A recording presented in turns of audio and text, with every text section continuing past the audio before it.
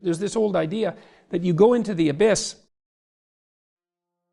It's an idea that you can gaze into the abyss. You gaze long, and what you find in the abyss is a monster. That's the dragon at the bottom of the abyss, let's say. That's Satan himself, for that matter.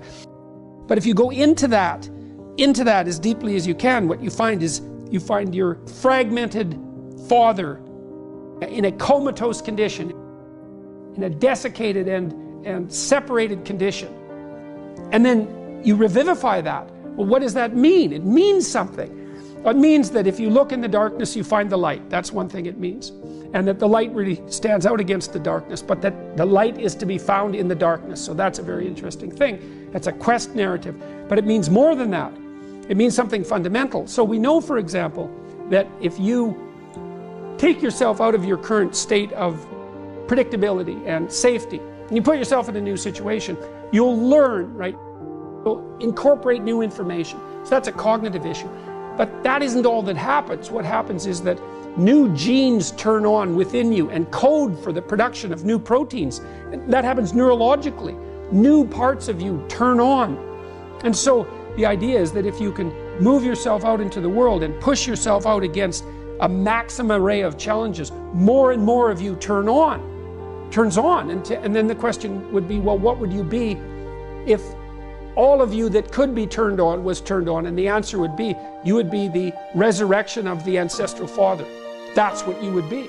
And so that's why Christ says, I am the way and the truth and the life, and no one comes to the Father except through me. What that means is that if you take on the unbearable burden of being voluntarily, then that transforms you into the ancestral father. And that's true. And so that's unbelievably optimistic. It's so interesting because it's dark beyond belief. Well, the world is characterized by suffering and by malevolence of a depth that's virtually beyond comprehension. But if you choose to comprehend that, what you discover in that is the light that destroys the darkness. And that's really something to discover. There isn't a discovery that's more profound than that. That's the search for the Holy Grail or the Philosopher's Stone, all of that. If you actually want something, you can have it. Now the question then would be, well, what do you mean by actually want? And the answer is that you reorient your life in every possible way to make the probability that that will occur as certain as possible. And that's a sacrificial idea, right? It's like, you don't get everything. Obviously. But maybe you can have what you need. And maybe all you have to do to get it is ask. But asking isn't a whim or today's wish. It's like, you have to be deadly serious about it. You have to think, okay, like I'm taking stock of myself. And if I was going to live properly in the world and I was going to set myself up such that being would justify itself in my estimation, and I don't mean as a harsh judge, exactly what is it that I would aim at? You could try this. This is a form of prayer, knocking. Sit on your bed one day and ask yourself, what remarkably stupid things am I doing on a regular basis to absolutely screw up my life? And if you actually ask that question, but you have to want to know the answer, right? Because that's actually what asking the question means. It doesn't mean just mouthing the words. It means you have to decide that you want to know. You'll figure that's out so fast it'll make your hair curl. You're perfectly capable of thinking. God only knows how. You're perfectly capable of immense feats of imagination and dream and fantasies. God only knows how you do all of that. What would happen if you consulted yourself about the best possible outcome for you? You might get an answer. In order for us to set things right, we have to understand that we have to take on that burden of ultimate responsibility. Not only as if it's ours, which it is, but as if there isn't anything better that we could do. And you have an ethical obligation to lift the heaviest load you can possibly conceive of. And that's the primary call to adventure in life.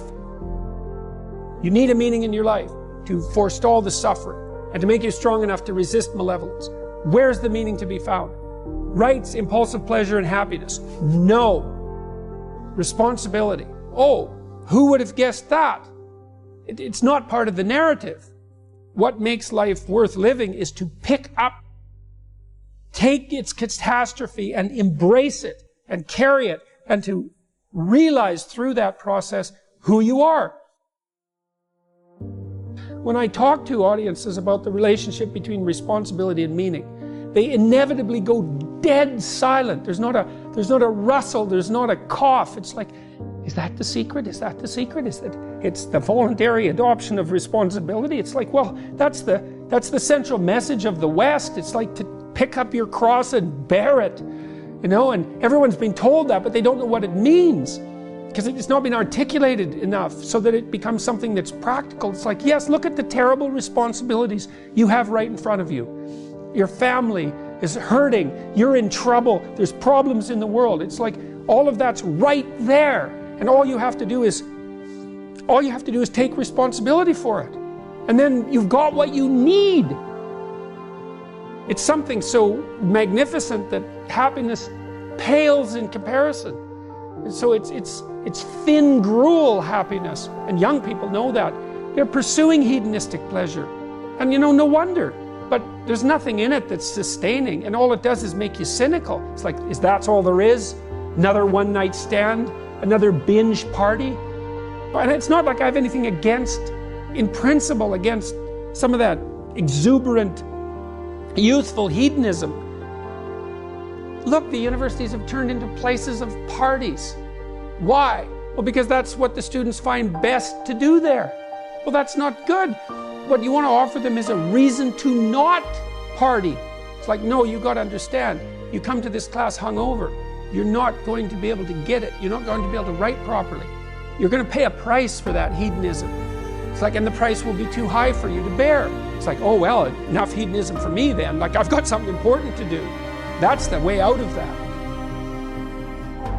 Before you can be a painter who can paint what's beyond mere memory, you have to inculcate that disciplined skill, and a lot of that is painful repetition and hard grinding work. It's the sacrifice of the present for the future. But once you manage that, then things open up. That's why we have disciplines, right? I mean, the words aren't there by accident. You have to narrow yourself first, and then you can broaden outward. And that's part of the process of maturation. That's part of the sacrifice of childhood. Say, in childhood, you're nothing but potential, but it's not realized, and you don't know how to realize it. And so then the question is, well, how do you get to a point where you realize the potential? And the answer is, you sacrifice almost all of it to a single direction.